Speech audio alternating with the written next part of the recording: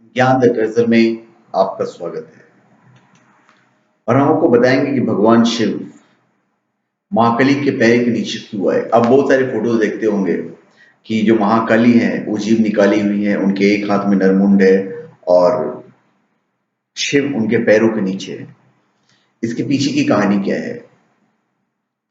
भगवती दुर्गा की 10 महाविद्याओं में से एक है महाकाली, जिनके काले और डरावने रूप की उत्पत्ति राक्षसों का नाश करने के लिए हुई थी।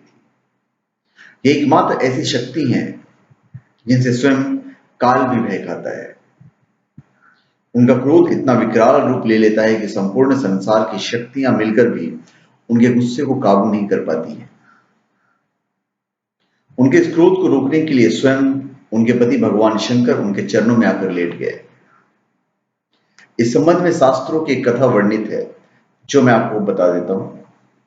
दैत्य रक्तबीज ने कठोर तप के बल पर वर पाया था कि अगर उसके खून की एक बूंद भी धरती पर गिरेगी तो उससे अनेक दैत्य पैदा हो जाएंगे।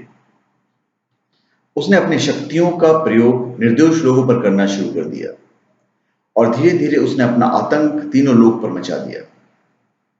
देवताओं ने उसे युद्ध के लिए ललकारा। भयंकर युद्ध का आगाज हुआ। देवता अपनी पूरी शक्ति लगाकर रक्त बीज का नाश करने को तत्पर थे, मगर जैसे उसके शरीर की एक बूंद भी खून धरती पर गिरती, उसके एक बूंद से अनेक रक्त बीज पैदा हो जाते।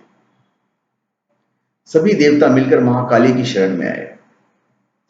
मां काली असल में सुंदरी रूप भगवती दुर्गा का काला और डरावना रूप है, जिनकी उत्पत्ति राक्षसों को मारने के लिए हुई थी।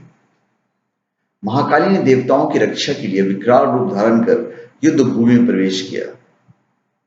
मां काली की प्रतिमा देखे तो देखा जा सकता है कि वह विकराल मां है, जिनके हाथ में खप्पर है, लहू टपकता है तो गले में खोपड़ी की मालाएं हैं, मगर मां की आंखें और हृदय से अपने भक्तों के लिए प्रेम की गंगा बहती है। महाकाली ने राक्षसों का वध करना आरंभ किया, लेकिन रक्त बीज के खून की एक बूंद भी धरती पर गिरती तो उससे अनेक दानवों का जन्म हो जाता। इससे युद्ध भूमि में दैत्यों की संख्या बढ़ने लगी। तब मां ने अपनी जिह्वा का विस्तार किया। दानव का एक बूंद खून धरती पर गिरने की बजाय उनकी जिह्वा पर गिरने लगा। वो लाशों की ढेर लगाती गई और उनका खून पीने लगी। इस तरह महाकाली ने रक्त बीज का वध किया, लेकिन तब तक महाकाली का जो गुस्सा था इतना विकराल रूप ले चुका था कि उनको शांत करना जरूरी था, और अगर हर कोई उनके समीप जाने से डरने लगा। सभी देवता भगवान शिव के पास गए और महाकाली को शांत करने के लिए प्रार्थना करने लगे। भगवान शिव ने उन्हें बहुत प्रकार से शांत करने की कोशिश की। जब सभी प्रयास विफल हो गए तो उनके मार्ग में लेट गए। जब उनके चरण भगवान शिव पर पड़े तो एकदम से ठिठक गई। उनका क्रोध शांत हो गया। आदिशक्ति मां दुर्गा के विविध रूपों का वर्णन मार्कंड पुराण में वर्णित है। तो धन्यवाद। आप हमारे चैनल पे सब्सक्राइब करें और अपने कमेंट दीजिए। धन्यवाद।